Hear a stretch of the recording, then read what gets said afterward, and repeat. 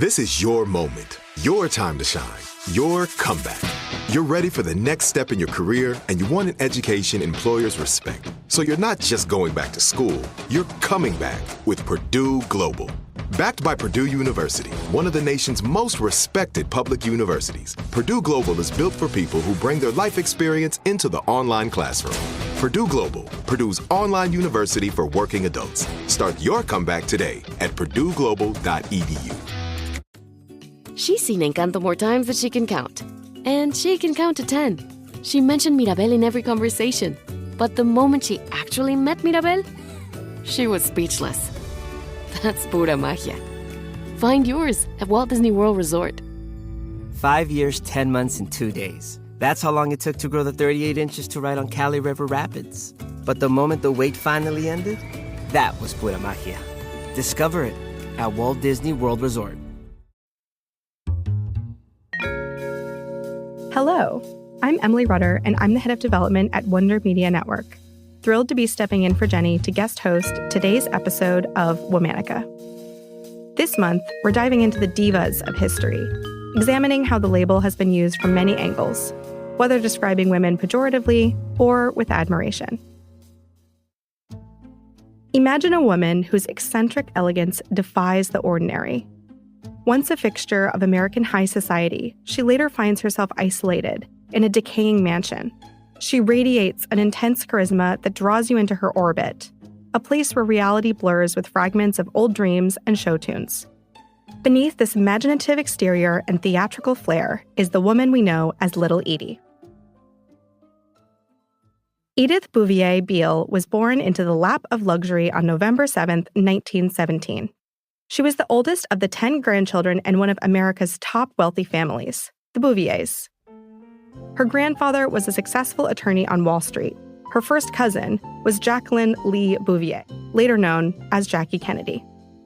In her nuclear family, Edie was the oldest of 3 siblings.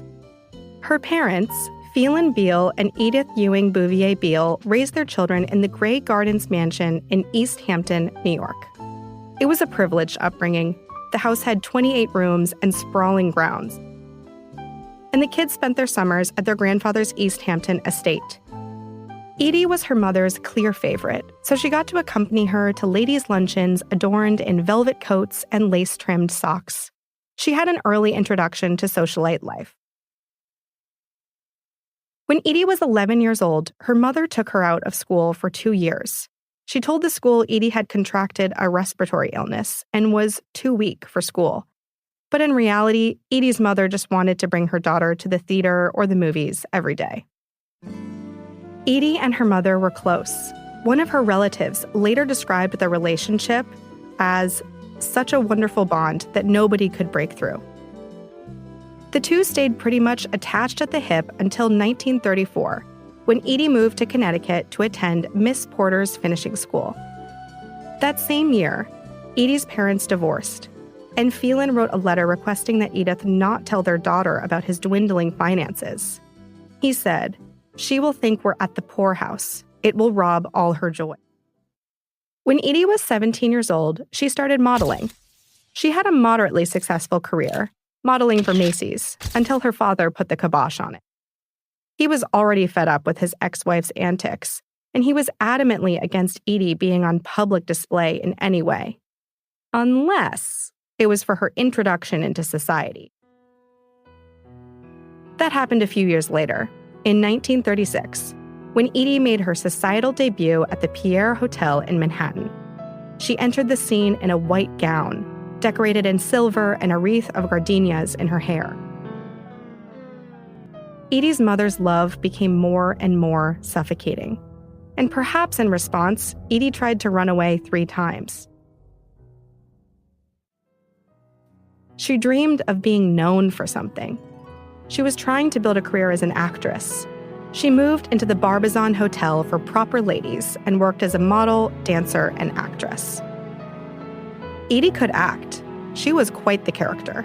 But her imagination was the real star. When she was 35 years old, she told people her big break in acting was coming soon. She claimed to have offers from major studios like MGM and Paramount. She also probably embellished her romantic life.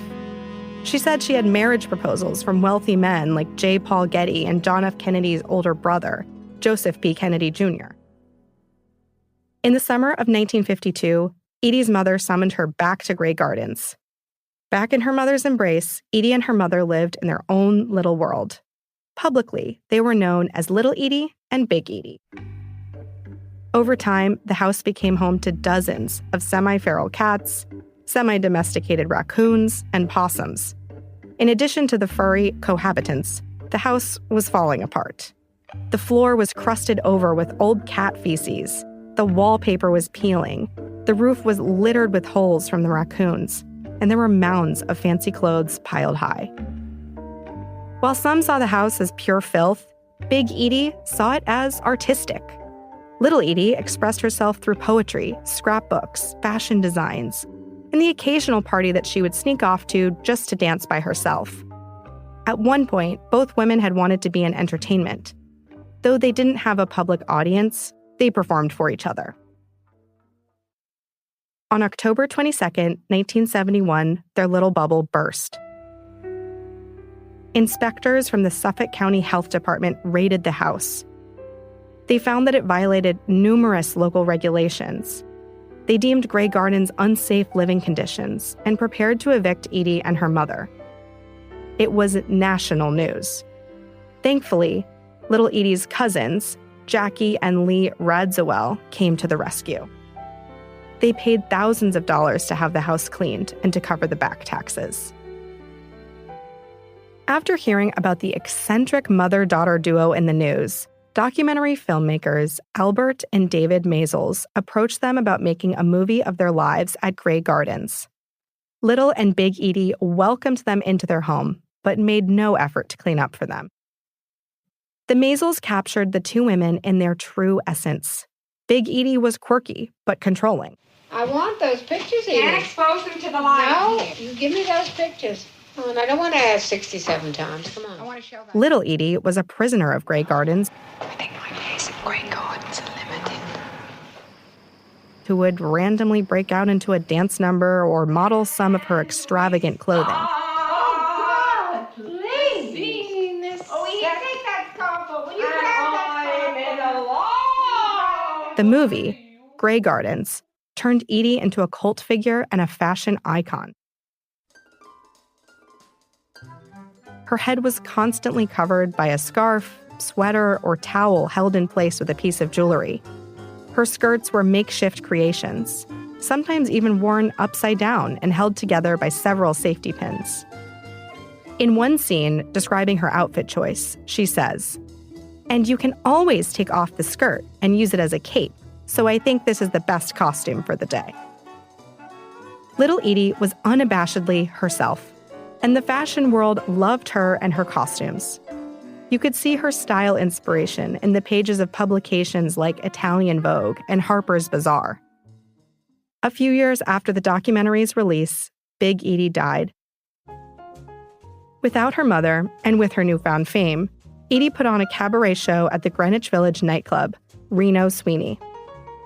For 6 shows, friends and fans of the documentary packed into the nightclub to see Edie sing. A few days later, she told the New York Times, "I'm finally beginning to live."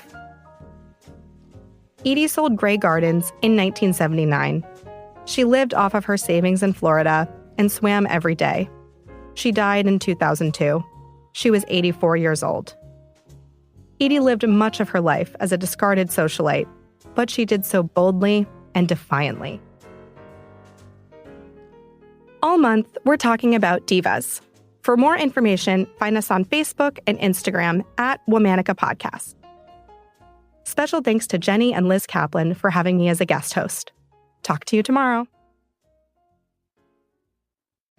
Jon Stewart is back in the host chair at The Daily Show, which means he's also back in our ears on The Daily Show Ears Edition podcast. Join late-night legend Jon Stewart and the best news team for today's biggest headlines, exclusive extended interviews, and more. Now this is a second term we can all get behind. Listen to The Daily Show Ears Edition on the iHeartRadio app, Apple Podcasts, or wherever you get your podcasts. Before there was internet fraud and phone scams, there were always swindlers. Female swindlers too. Discover the stories of women from the past who not only survived but thrived as con artists and thieves. How did they use their feminine characteristics to swindle in a world where men made the rules? Join me, Lucy Worsley, historian and author, and my all-female team in Lady Swindlers, wherever you get your podcasts.